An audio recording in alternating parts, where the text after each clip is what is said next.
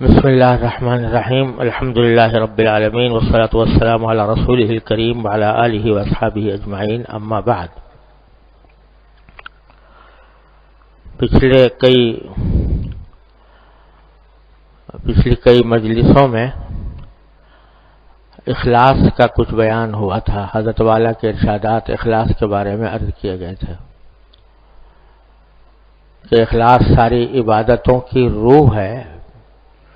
اللہ تبارک و تعالیٰ اپنے فضل و کرم سے وہ عطا فرما دے تو نہ صرف یہ کہ عبادتیں اللہ تبارک و تعالیٰ کے ہاں قبول ہوتی ہیں، بلکہ جو مباح کام ہیں وہ بھی اخلاص کی برکت سے عبادت بن جاتے ہیں۔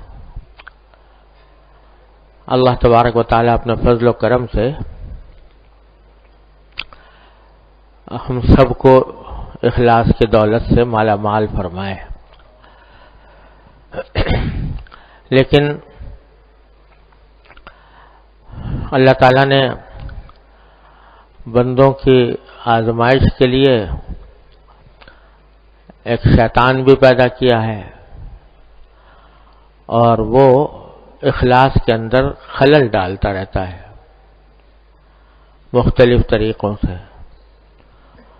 اس کے نتیجے میں اخلاص کی جو ضد ہے وہ دکھاوا ہے، ریاکاری، نام و نمود۔ اس کے خیالات اور جذبات انسان کے دل میں پیدا کرتا رہتا ہے۔ تو حضرت والا فرماتے ہیں کہ ریا کی اصلیت یہ ہے کہ لوگوں کے دلوں میں اپنی عبادت اور عمل خیر کے ذریعے سے وقعت اور منزلت کا خواہاں ہو، یعنی دل میں جذبہ یہ ہو کہ میں جو کوئی نیک کام کر رہا ہوں یا اچھا کام کر رہا ہوں وہ لوگ دیکھیں، اور اس کے دیکھنے سے ان کے دلوں میں میری وقعت پیدا ہو کہ دیکھو کتنا اچھا اس نے کام کیا، کتنی اچھی عبادت کی، کتنا یہ سخی ہے، کتنا یہ پرہیزگار ہے، کتنا لوگوں کا خیال کرنے والا ہے۔ تو لوگوں کے دلوں میں اپنی اچھائی بٹھانے کی نیت ہو، اس نیت سے عمل کرے کوئی آدمی۔ تو یہی عمل جو خیر کا عمل تھا، نیکی کا کام تھا، وہ ریاکاری بن گیا، نام و نمود کا ذریعہ بن گیا، اور وہ ریاکاری جو ہے اس کو حدیث میں شرک کہا گیا ہے کہ من صلی یرائی اشرک باللہ، جو شخص ریاکاری کی غرض سے نماز پڑھے تو اس نے گویا اللہ کے ساتھ کسی دوسرے کو شریک کیا، کیونکہ کام تو کرنا تھا اللہ تعالیٰ کی خوشنودی کی خاطر، اور کیا لوگوں کی خوشنودی کی خاطر کہ وہ مجھے اچھا سمجھا۔ ارے وہ سمجھا کریں لوگ جو کچھ بھی، جس کے لیے کیا جا رہا ہے وہ راضی ہو، یہ نیت ہونی چاہیے۔ اور یہ شیطان اس قسم کے جذبات دل میں پیدا کر دیتا ہے، اور خاص طور سے یہ ریاکاری کے جذبات ہمارے جو سماجی تعلقات ہوتے ہیں ان کے اندر بہت زیادہ ہے۔ وہی کام جو اللہ تعالیٰ کی رضا کے لیے ہونا چاہیے تھا وہ لوگوں میں نام پیدا کرنے کے لیے کیا گیا۔ مثلا ہدیے تحفے ہیں، شادی بیاہ کے موقع پر، تقریبات کے موقع پر، یہ اس لیے نہیں دیے جا رہے کہ اس پر مجھے ثواب ملے گا۔ کسی کے دل میں یہ بات ہوتی ہے، ہدیہ جب شادی کے موقع پر یا تقریبات کے موقع پر کوئی ہدیہ تحفے لے کے جاتے ہیں تو کیا کسی کے دل میں یہ بات ہوتی ہے کہ حضور اقدس صلی اللہ علیہ وسلم نے ہدیہ دینے کی فضیلت بیان فرمائی ہے اور اس لیے میں دے رہا ہوں کہ اللہ تعالیٰ اس پر مجھے اجر و ثواب عطا فرمائیں گے؟ یہ نیت نہیں ہوتی۔ عام طور سے نیت یہ ہوتی ہے کہ نہ دیا تو ناک کٹ جائے گی،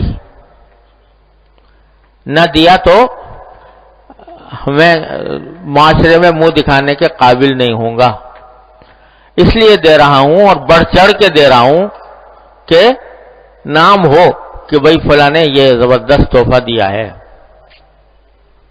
اس لیے ہوتا ہے۔ اور یہی وجہ ہے کہ اگر وہ میری تقریب میں نہ دے، ہدیہ نہ دے، تو دل میں شکایت بھی ہوگی، رنج بھی ہوگا کہ بھئی یہ تو میں نے تو اتنا دیا تھا اور اس نے تو کچھ دیا ہی نہیں۔ نتیجہ یہ کہ وہ سارا عمل جو ہے وہ عبادت نہ رہا بلکہ وہ ریاکاری بن گیا۔ ورنہ اگر اللہ کے لیے ہو تو پھر بدلے کا کوئی تصور نہیں ہوتا۔ جو کام اللہ کے لیے ہو وہ اس طرح ہوتا ہے کہ انما نطعمکم لوجہ اللہ لا نرید منکم جزاء ولا شکورا، ہم تو یہ کام کر رہے ہیں، نہ تم سے بدلہ چاہیے نہ تم سے شکریہ چاہیے، شکریہ بھی نہیں چاہیے، لہذا اگر نہ کرے وہ شکریہ بھی ادا نہ کرے تو بھی کوئی غم نہیں، اس لیے کہ میں نے تو اللہ تعالی کے لیے کیا تھا۔ اسی طرح سماجی تعلقات میں عیادت ہے کسی کی بیمار پرسی کرنا، اتنا بڑا اجر و ثواب ہے کہ بعض حدیثوں میں آتا ہے کہ جب بندہ کسی کی بیمار پرسی کے لیے جاتا ہے تو 70,000 فرشتے اس کے لیے دعا کرتے رہتے ہیں، اور ایک حدیث میں آتا ہے کہ جب تک وہ عیادت کر رہا ہوتا ہے تو وہ جنت کے باغ میں ہوتا ہے۔ اتنی بڑی فضیلت ہے، لیکن یہ کب ہے؟ جبکہ اس لیے کرے کہ یہ اللہ تعالیٰ نے میرے اوپر اس مسلمان بھائی کا حق رکھا ہے۔ لیکن اگر اس لیے ہو کہ اگر نہیں جاؤں گا تو لوگ کہیں گے کہ یہ نہیں گیا، یا اگر میں جاؤں گا تو لوگ سمجھیں گے کہ یہ بڑا حق ادا کرنے والا ہے، اپنے ملنے جلنے والوں کا حق پہچانتا ہے، یہ تو لوگوں کی خوشنودی مقصود ہو گئی، تو اس نے اس اچھی بہترین عبادت کو بیکار کر دیا، اور اس سے کوئی فائدہ نہ صرف حاصل نہیں ہوا بلکہ ریاکاری کا گناہ ہو گیا۔ ہمارے عبادتوں میں تو شاید یعنی ایسا کہ خالص دکھاوے ہی کی غرض سے آدمی نماز پڑھ رہا ہو، یہ تو شاید کم ہوتا ہوگا، لیکن جو سماجی تعلقات میں جو ہمارا طرز عمل ہے اس میں ریاکاری بہت داخل ہو گئی ہے۔ عیادت میں، لوگوں کے ساتھ ملنے جلنے میں، لوگوں کے ساتھ برتاؤ کرنے میں، اور صدقہ خیرات میں بھی یہاں تک کہ یہ بہت زیادہ داخل ہو گئی ہے کہ نام ہو جائے اس کا۔ یہ چیز جو ہے یہ اس کو انسان کو شرک تک پہنچانے والی ہے۔ تو ایک تو یہ بات ہے کہ لوگوں کی خوشنودی اور ان کے اندر اپنا نام پیدا کرنے کے لیے جو کام کیا جائے وہ ریاکاری ہوتی ہے۔ البتہ یہاں یہ سمجھنا چاہیے کہ یہ اس وقت ریاکاری ہوتی ہے جب آدمی کی نیت شروع سے یہ ہو کہ میں یہ کام نام پیدا کرنے کے لیے کر رہا ہوں۔ بعض اوقات کچھ ایسی باتیں پیدا ہو جاتی ہیں کہ اس کی وجہ سے آدمی پریشان ہو جاتا ہے کہ میں یہ ریاکاری میں شامل تو نہیں ہو گیا، تو حضرت والا نے اس کی کچھ تفصیل بیان فرمائی ہے، وہ سمجھ لینی چاہیے۔ فرمایا کہ ہمارے نیک عمل کے دیکھنے پر، یعنی جب ہم کوئی نیک عمل کر رہے ہیں اور کوئی دوسرا اس کو دیکھ رہا ہے تو اس پر جو دل خوش ہوتا ہے، اس خوشی کی 3 قسمیں ہیں۔ ایک تو طبعاً جی خوش ہوتا ہے کہ الحمدللہ اس شخص نے مجھ کو اچھی حالت میں دیکھا۔ یہ خوش ہونا ایسا ہے جیسے لذیذ کھانا کھانے سے جی خوش ہوتا ہے۔ طبیعت کا تقاضا ہے کہ اچھی شے سے خوشی ہوتی ہے، تو غرض یہ فرحت یہ طبعی آثار میں سے ہے، اس کے ازالے رفع کی قدرت نہیں، ایسے خوش ہونے میں ملامت نہیں۔ اور دوسری قسم یہ ہے کہ دوسرے کے دیکھنے سے اس لیے خوشی ہوتی ہے کہ ہمارے نیک عمل کو دیکھنے سے اس کو بھی توفیق ہوگی اور اس کا ثواب ہم کو بھی ملے گا. یہ خوشی بھی مذموم نہیں. اسی لیے آپ سے بزرگوں کا قول ہے کہ ریاء الشیخ خیر من اخلاص المرید. اور دوسرا یہ تیسری قسم یہ ہے کہ اس لیے خوشی ہو رہی ہے کہ ہماری نیک نامی ہوگی اور ہمارے لوگ معتقد زیادہ ہوں گے. یہ ریا ہے اور مذموم ہے. یہ تینوں باتیں ایسی ہیں جو ہم سب کو تقریباً پیش آتی ہیں. یعنی بعض اوقات یہ ہوتا ہے کہ اللہ تبارک و تعالیٰ کے فضل و کرم سے کسی اچھے کام کی توفیق ہو گئی.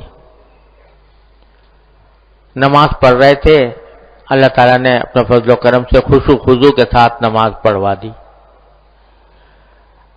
اور اسی طرح کہیں کسی مصرف خیر میں اللہ تبارک و تعالیٰ نے پیسہ خرچ کرنے کی توفیق عطا فرما دی. کوئی اچھی بات دوسرے کو سنانے کی توفیق عطا فرما دی. تو اس اچھے کام کے اوپر دل خوش ہوتا ہے بعض اوقات. تو یہ جو دل خوش ہو رہا ہے اس کو بعض اوقات لوگ سمجھتے ہیں کہ یہ جو خوشی ہو رہی ہے یہ کہیں ریاکاری تو نہیں ہے, یہ کہیں مذموم تو نہیں ہے, کوئی بری بات تو نہیں ہے. خاص طور سے اس وقت جبکہ اچھا کام کرتے ہوئے کسی دوسرے نے دیکھ لیا تو اس سے خوشی ہوتی ہے کہ بھئی ہمارا اچھا کام اس کے سامنے آ گیا, اس سے خوشی ہوتی ہے. اس سے بعض اوقات یہ شبہ ہوتا ہے کہ یہ جو ہمیں خوشی ہو رہی ہے کہ اس نے دیکھ لیا مجھے اچھا کام کرتے ہوئے, یہ ریاکاری ہو گئی. تو حضرت فرماتے ہیں کہ نہیں, کیونکہ جب کام کر رہے تھے اس وقت یہ مقصود نہیں تھا کہ کوئی دیکھے اور اس کے دیکھنے سے مجھے خوشی حاصل ہو. کام تو اللہ تبارک و تعالی ہی کے لیے کیا گیا تھا, اسی کی رضامندی کے لیے کیا گیا تھا. لیکن کام کے دوران کسی اور کی نظر پڑ گئی تو دل خوش ہو گیا کہ بھئی ہمارا اچھا کام اس کے علم میں آ گیا. تو یہ کوئی ریاکاری نہیں, یہ طبیعی بات ہے. اور اللہ تعالیٰ نے غیر اختیاری امور کا ہمیں مکلف نہیں کیا. یہ غیر اختیاری طور پر جو خوشی حاصل ہوئی یہ انشاءاللہ کسی مواخذے کی موجب نہیں ہوگی. اور اس کی خود حدیث میں صراحت ہے. حدیث میں نبی کریم سرور عالم صلی اللہ علیہ وسلم نے فرمایا کہ اذا سرت کا حسنتک وساعت کا سیئتک فانت مومن. جب تمہیں اپنا اچھا کام کر کے دل میں خوشی ہو اور برا کام کر کے دل میں رنج ہو تو یہ تمہارے ایمان کی علامت ہے. یہ نبی کریم صلی اللہ علیہ وسلم کا ارشاد ہے. اور ایک صحابی نے ایک مرتبہ بالکل بعینی ہی یہ بات پوچھ لی نبی کریم صلی اللہ علیہ وسلم سے کہ یا رسول اللہ, بعض اوقات ہم کوئی اچھا کام کرتے ہیں اور جو ہے وہ اس کے اوپر خوشی حاصل ہوتی ہے, تو یہ کوئی بری بات تو نہیں ہے کہ خوشی اس کے اوپر ہو رہی ہے, اور خاص طور پہ اگر کوئی دوسرا بھی دیکھ لے اس حالت کو. تو آپ نے فرمایا تلک عاجل بشر المؤمن, کہ یہ تو مومن کا نقد انعام ہے, یعنی اس میں کوئی خرابی کی بات نہیں, یہ مومن کا نقد انعام ہے. اللہ تعالیٰ اصل اجر تو انشاءاللہ آخرت میں عطا فرمائیں گے, لیکن نقد دنیا کے اندر یہ اللہ تعالیٰ کی طرف سے ایک نقد خوشخبری ہے جو اس کو دی جا رہی ہے کہ بھئی تمہیں خوشی ہوئی ہے تمہیں نیک کام پر, تو انشاءاللہ اس کا پر تمہیں اجر ملے گا آخرت کے اندر. تلک عاجل بشر المؤمن. تو یہ کوئی فی نفسی ہی کوئی بری بات نہیں, نہ اس کے اوپر کوئی مواخذہ ہے, نہ کوئی یہ گناہ ہے, نہ انشاءاللہ اس کے اوپر کوئی گرفت ہوگی, نہ اس کو ریاکاری میں سمجھا جائے گا. جبکہ تم نے کام اپنے اللہ کے لیے کیا تھا, بھی نظر پڑ گئی کسی دوسرے کی اور اس سے خوشی حاصل ہو گئی. لیکن کیونکہ یہ ہے معاملہ نازک کہ دوسرے کے دیکھنے سے خوشی ہو رہی ہے, یہ کل کو تمہیں کہیں اس پر آمادہ نہ کر دے چلو بھائی اور خوشی حاصل کرو یہ تھوڑی سی، اور اب کام اسی غرض سے کرنے لگو کہ بھائی یہ خوشی ہمیں دوبارہ حاصل ہو، تو یہ خطرہ ہے اس کے آگے بڑھ جانے کا. تو لہذا اس کا بھی علاج چاہیے. علاج یہ چاہیے کہ ایسے موقع پر آدمی اللہ تبارک و تعالیٰ سے رجوع کرے. ہمارے حضرت والا فرمایا کرتے تھے، حضرت عارف قدس اللہ تعالیٰ سے رہو، کہ جب ایسا ہو کہ اپنا کوئی اچھا کام دوسرے کی نظر میں آ گیا اور اس نے تعریف بھی کر دی، فرض کرو، اور اس تعریف سے بھی دل خوش ہوا کہ یہ دوسرا آدمی میری تعریف کر رہا ہے، تو اس وقت تم اپنے اللہ سے رجوع کر لو کہ یا اللہ آپ کا فضل و کرم ہے، آپ کا شکر ہے کہ آپ نے مجھے میری اچھی حالت اس کے سامنے ظاہر فرمائی. اگر میرے عیوب اس کے سامنے آتے، اگر میری اصل حقیقت اس کے سامنے آتی تو یہ نفرت کرتا، یہ مذمت کرتا، یہ اس کو برا سمجھتا. لیکن آپ نے اپنے فضل و کرم سے میرے عیوب چھپا دیے اور اچھائی اس کے اوپر ظاہر فرما دی، لہذا میں اس کے اوپر آپ کا شکر ادا کرتا ہوں. الحمدللہ. دل ہی دل میں فوراً دل میں یہ بات پیدا کر لو، زبان سے کہو یا نہ کہو، دل میں کہہ لو کہ اللہ آپ کا فضل و کرم ہے کہ میری اچھی حالت اس کے سامنے ظاہر فرمائی اور اس کی وجہ سے اس کے دل میں نیک گمان پیدا فرما دیا. ورنہ اگر میری اصل حقیقت ظاہر ہوتی، میرے عیوب اس کے سامنے آتے، تو یہ کبھی بھی مجھے پتہ نہیں کیا سمجھتا، مجھ سے نفرت کرتا. یہ علاج ہے اس کا کہ کہیں آگے چل کر یہ چیز حب جاہ میں اور ریاکاری میں تبدیل نہ ہو جائے. تو ایک تو یہ کر لو، دوسرے یہ کر لو کہ بھائی اس نے تعریف کی ہے دیکھنے والے نے، تو بے شک تعریف کی ہے، لیکن اس کی تعریف سے مجھے کیا حاصل؟ اس کی تعریف مجھے جنت میں نہیں پہنچا سکتی، اس کی تعریف مجھے جہنم سے نجات نہیں دلا سکتی، اس کی تعریف کرنے سے میری آخرت کا انجام درست نہیں ہو سکتا، لہذا اس کی تعریف کرنے سے کیا حاصل؟ اصل بات تو یہ ہے کہ اللہ جل جلالہ جن کے لیے یہ کام کیا جا رہا ہے وہ راضی ہو جائیں، وہ کہتے ہیں کہ ہاں یہ میرے بندے نے یہ کام میرے لیے کیا. تو یہ بھی تصور کر لو، اس وقت دل میں اس کا تصور کر لو کہ اس کی تعریف سے کیا حاصل. ہمارے حضرت والد ماجد رحمۃ اللہ علیہ ایک ہندی کی مثل بیان فرمایا کرتے تھے کبھی کبھی، اور ہے بڑی معنی خیز. وہ فرماتے تھے یہ ہندی زبان میں دوہے ہوتے ہیں، تو اس میں یہ ایک دوہا تھا، اس میں یہ کہا جاتا ہے کہ پیا جس کو چاہے سہاگن وہی، پیا جس کو چاہے سہاگن وہی. اور اس کا قصہ یہ تھا کہ ایک عورت تھی، ایک لڑکی تھی، اس کی شادی ہو رہی تھی. تو شادی ہونے کے وقت میں اس کو دلہن بنایا جا رہا تھا، تو اس کی سہیلیاں اس کو دلہن بنا رہی تھیں، اس کا سنگار پٹار کر رہی تھیں. تو اب وہ ایک سہیلی آتی ہے، آ کے کہتی ہے کہ تو بڑی خوبصورت لگ رہی ہے، تیرے یہ زیور بڑا اچھا لگ رہا ہے، تیرا یہ سنگار بہت اچھا لگ رہا ہے. دوسری آتی تو بہت پیاری لگ رہی ہے. تیسری آتی پھر وہ تعریف کرتی. تو سب یہ تعریف کر رہی تھی سہیلیاں اس کی، مگر وہ خاموش تھی، کسی تعریف کے جواب میں کچھ بولتی نہیں تھی. تو کسی سہیلی نے اس سے کہا کہ ارے اتنی تیری تعریف ہو رہی ہے اور تیری سہیلیاں تجھے اس طرح اچھا سمجھ رہی ہیں، تو کوئی جواب ہی نہیں دیتی، کوئی شکریہ ہی کہہ دیتی کہ بھائی شکریہ بہت بہت آپ کا کہ آپ نے مجھے ایسے کہا. کوئی نہ شکریہ کہا، نہ کوئی اس کے اوپر کوئی رد عمل ظاہر کیا، نہ کوئی خوشی کا اظہار کیا.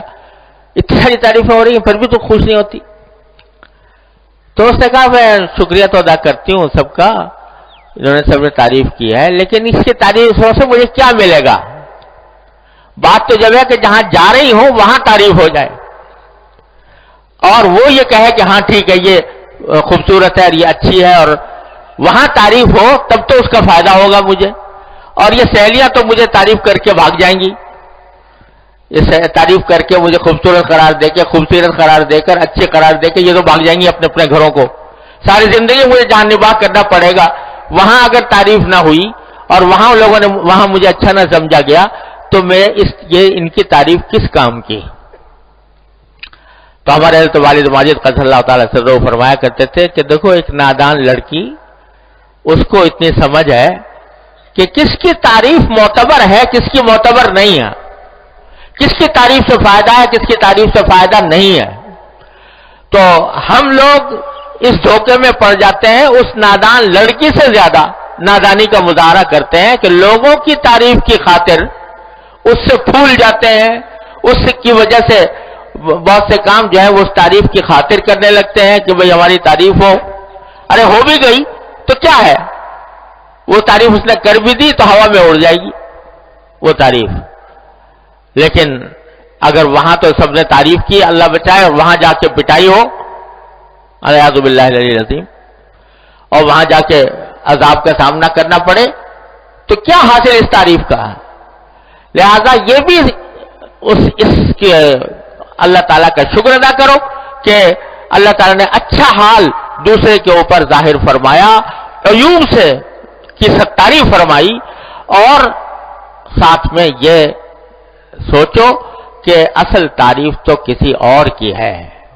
وہاں جا کر یہ کوئی وہ کہہ دے کہ وہاں جا کر یہ تعریف ہو، یہ کہہ دے کہ فادخلی فی عبادی وادخلی جنتی یا ایتھا النفس المطمئنہ ارجعی الی ربک راضیۃ مرضیہ فادخلی فی عبادی وادخلی جنتی. وہاں کہہ دیا جائے، وہاں یہ تعریف ہو جائے تو بے شک وہ ہے کام کی چیز. یہ مخلوق کی تعریف سے کیا حاصل؟ تعریف نہ تعریف کا کچھ بھروسہ، نہ مذمت کا کوئی بھروسہ. تعریف یہ سب باتیں اللہ تعالی ہمارے دلوں میں بٹھا دے اپنی رحمت سے، تو پھر شیطان کے مقاصد جو ہوتے ہیں ان سے حفاظت ان چیزوں سے ہوتی ہے. تو اگر کوئی عبادت کی توفیق ہوئی ہے، کسی نیک کام کی توفیق ہوئی ہے اللہ تعالیٰ کے فضل و کرم سے، تو پہلے شکر ادا کرو اس توفیق پر کہ اللہ تعالیٰ نے توفیق عطا فرمائی. اس کی توفیق نہ ہوتی تو کچھ بھی نہ ہو پاتا. اور اس بات پر شکر ادا کرو کہ اچھی حالت لوگوں کے سامنے آئی ہے، اور ساتھ میں یہ سوچو کہ ان کی تعریف کا کچھ حاصل نہیں. اور ایسے موقع پر استغفار بھی کر لیا جائے کہ اللہ اگر میرے دل میں کوئی ریاکاری، نام و نمود کے جذبات پیدا ہوئے ہیں تو اللہ اپنی رحمت سے مجھے معاف بھی فرما دیجیے. رجوع اللہ، حاصل یہ کہ اس جیسے مواقع پر اگرچہ غیر اختیاری طور پر خیالات آئے ہیں، لیکن ان کو ریاکاری کا، حب جاہ کا، نام و نمود کا ذریعہ بنانے سے بچانے کے لیے یہ رجوع اللہ، اللہ تعالیٰ کی طرف رجوع کرنے کا اہتمام کرو. ہمارے حضرت والا قدس اللہ تعالیٰ سے رہو بار بار ہمیشہ اس کی تاکید فرماتے تھے، ہر معاملے میں رجوع اللہ، اللہ تعالیٰ کی طرف رجوع کرو، اللہ تعالیٰ کی طرف رجوع کرو. تو یہ مواقع خاص طور پر رجوع اللہ کے ہیں. میں نے اپنے حضرت ہی سے سنا، خود کسی کتاب میں تو نہیں دیکھا، حضرت والا ہی کی زبان سے سنا تھا کہ حضرت صدیق اکبر رضی اللہ تعالیٰ عنہ یہ فرماتے تھے کہ جو کوئی شخص کوئی اچھا کام کر کے، عبادت کر کے یہ دو لفظ کہہ دے، الحمدللہ استغفر اللہ، تو شیطان کہتا ہے کہ اس نے میری کمر توڑ دی. کیونکہ یہ جو اچھا کام کر کے اگر دل میں عجب پیدا ہونے والا ہے، دل میں بعض اوقات ایسے ہی خیال آ جاتا ہے کہ تو بڑا پہنچا ہوا آدمی ہو گیا، تو بڑا بزرگ ہو گیا، تو نے اتنا بڑا کارنامہ انجام دیا، اتنا بڑا تیر مارا، یہ خیالات دل میں آتے ہیں.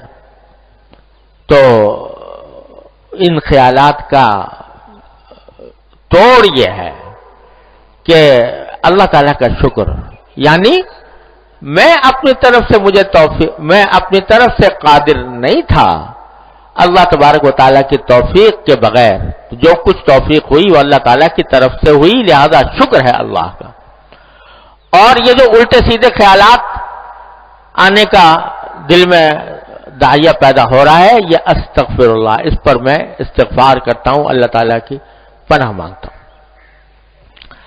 تو خلاصہ یہ نکلا کہ اگر کوئی شخص اچھا کام کر رہا ہے، عبادت کر رہا ہے، اور اس حالت میں کوئی دوسرا اسے دیکھ لے اور طبیعت کو اس کی وجہ سے خوشی ہو، تو فی نفسی ہی یہ کوئی قابل مواخذہ نہیں.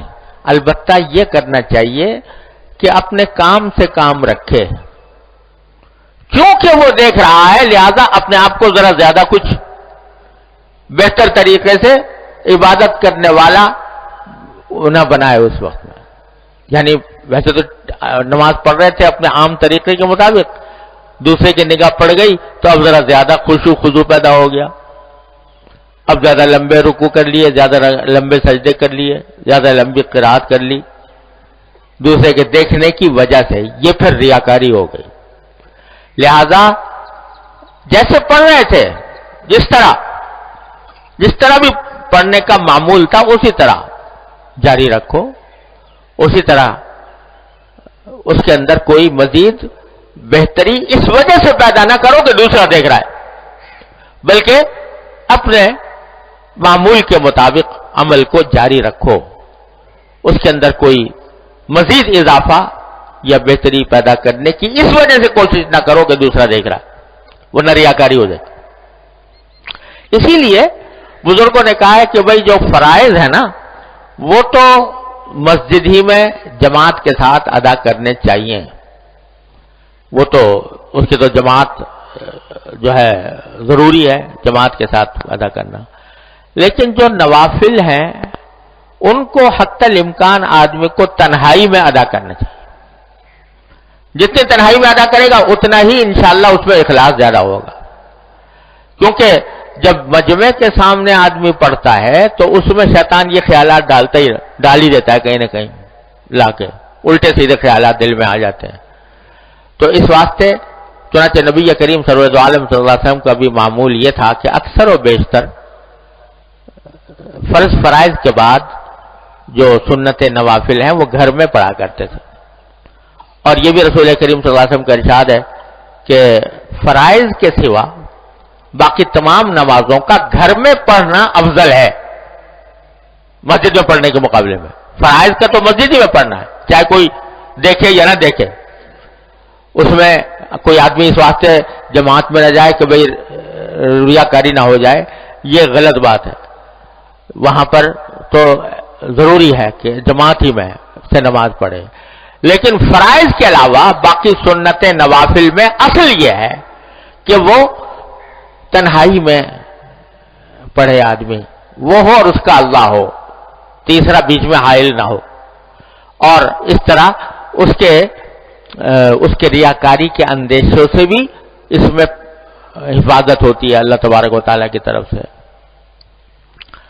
البتہ ہمارے فقہائے کرام اللہ تعالیٰ ان کو جزائے خیر عطا فرمائے، انہوں نے یہ فرما دیا کہ جو سنن مؤکدہ ہیں، سنت مؤکدہ، وہ مسجد میں پڑھ لے تو کوئی حرج نہیں، کیونکہ اگر اندیشہ ہو کہ گھر میں جاؤں گا تو گھر میں کام دھندے میں لگ جاؤں گا، چھوٹ نہ جائیں، کہیں چھوٹ نہ جائیں، گھر کے کام دھندوں میں لگ کر وہاں میں کہیں چھوٹ نہ جائیں، یا کم از کم اتنا ہو کہ جو جتنی تعجیل مستحب ہے سنتوں کی ادائیگی میں اس میں نقصان آ جائے، تاخیر ہو جائے زیادہ.